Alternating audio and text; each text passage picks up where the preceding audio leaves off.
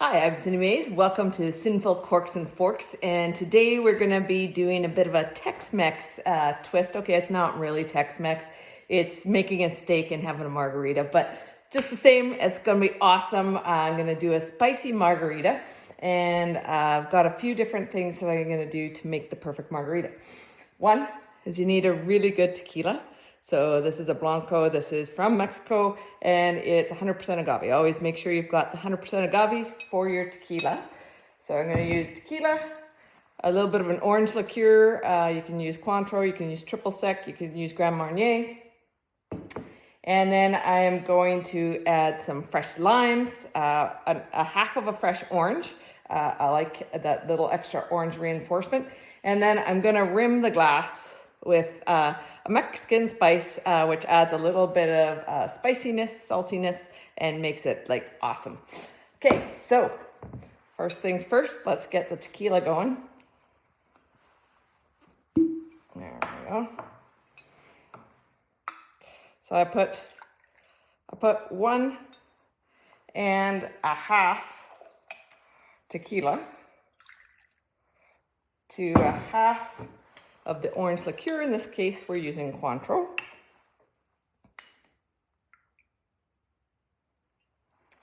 And I've got it in a shaker with ice. We're gonna do half an orange. I use my trusty little orange squeezer.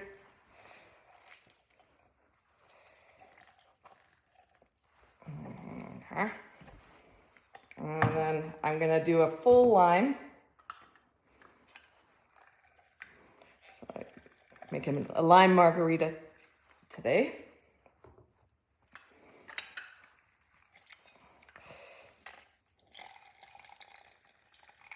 Excellent. And then what I like to do is I use the lime that I just squeezed as part of the mix, and then I rim the glass with the lime. And as I said, I'm gonna use this spicy mix, so then I just put it on a plate, and then I can just run the glass through the spice, get it rimmed all the way around. See it? Turns out beautiful. And then I'm gonna shake the margarita together. I do it for 60 seconds, and that way you're sure you get a good blend. It gets it nice and cold, gets the ice in there. It's gonna be good.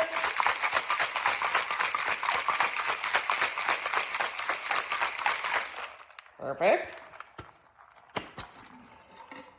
Okay. I keep the ice. So this is a margarita on the rocks. I don't like the blended ones as well. And then I'll just garnish with a little slice of lime. Perfect. And now we are set to start cooking the steak. Okay, so now we're gonna get our steak ready for barbecue. So today we are using a tenderloin steak. You can see, nice tenderloin. I always take a paper towel and pat dry any meat that I'm gonna grill or sear in a pan. It takes any of the excess liquid off and just makes a better sear. So I'm just patting that dry. And then making it rain, yeah. So always throw a fair amount of salt on. It makes a nice crust. I also throw a little bit of pepper on all sides. You can see that. But anyway, you can see, yeah, that's right. Get that all the way around, and that will season the steak and just make a killer crust when it gets on the barbecue.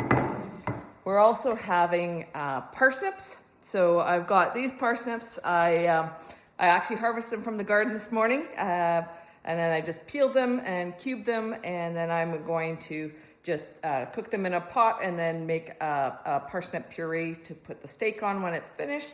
And lastly, I have mushrooms that I've already sliced and they're in the pan. I'm gonna grill some mushrooms, and then I'm gonna put them in a little bit with some shallots and a little bit of a pork sauce. So we'll get the grill fired up and we'll get going. Okay, so we've got our mushrooms sauteing. You can see we've got them down. What I did is I put a splash of Don Antonio port in. Usually I use a red wine, but tonight I've decided to go with some port. So it's a tawny port. That's in. Once that's reduced, I'll add some beef stock to the mushrooms, and then that will be ready with the nice sauce for on top of the steak. We've got our parsnips cooking away. So once they're ready, we will puree them and then have the steak on top. We've got the barbecue fired up. It should be screaming hot, so it's time to go and put that steak on. Okay, we are outside now, and we are gonna throw the steak on the Barbie. You can see everything's all lit up behind me. We've got the barbecue nice and hot. So we're gonna put our tenderloin on. That's what you wanna hear, is get a nice sear going. It's about 3 inches thick, so we'll probably cook it for about 10 minutes altogether. So we'll go 5 minutes per side. We'll leave it for a few minutes, come back to it, turn it just counterclockwise so that we get those nice hashtags across the steak, and then we'll be, okay, it's been about 2.5, 3 minutes, so we're just gonna turn the steak as I mentioned earlier. I like to just change it just so that we get those nice sear lines, not hashtags, but yeah. So we just turn that, let it char just a little longer.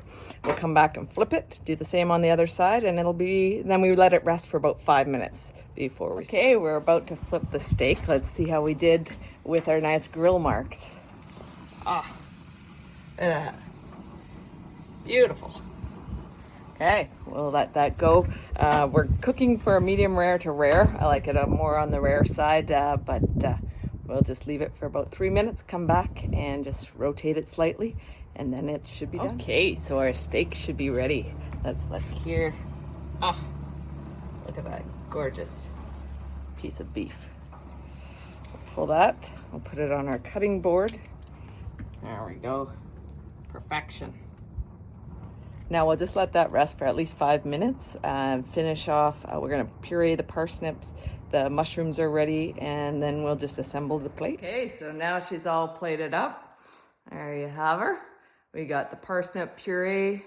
We've got the nice grilled tenderloin, and we've got some sauteed mushrooms in a port reduction sauce. Let's see how it tastes. Okay, you can see the steak is perfectly cooked.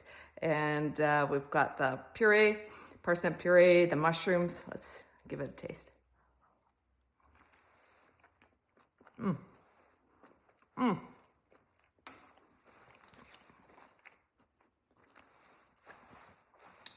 That's good. And to finish it, nice sip of the margarita. Ah, perfect Tex-Mex.